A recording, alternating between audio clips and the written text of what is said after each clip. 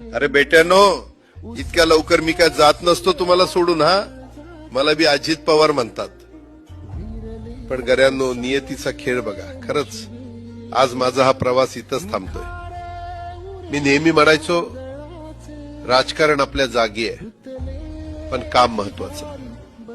लोकांनी मला कामाचा माणूस म्हटलं, तीच माझ्या आयुष्याची सर्वात मोठी कमाई होती.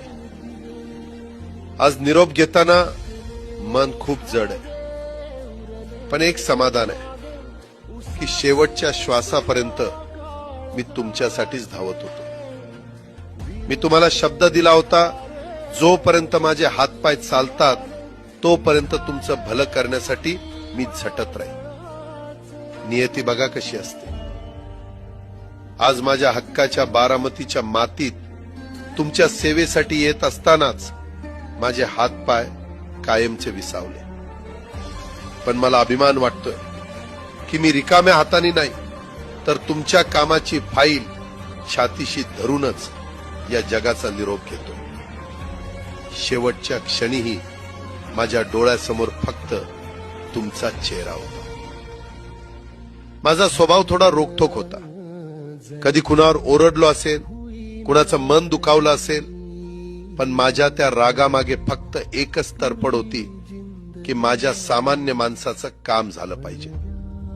सत्तेसाठी नाही, तर तुमच्या हक्कासाठी मी नेहमीच दादा म्हणून उभा राहिलो. आता मी निरोप घेतोय, पण महाराष्ट्र थांबता कामा नये. माझी जबाबदारी आता मी तुमच्यावर सोपवतोय. राजकारण करा, पण विकासाची गती थांबू देऊ नका. जाता जाता माझ्या शैलीत डोळे पुसून शेवटचं सांगतो, आता रडत बसू नका. उठा आणि कामाला लागा.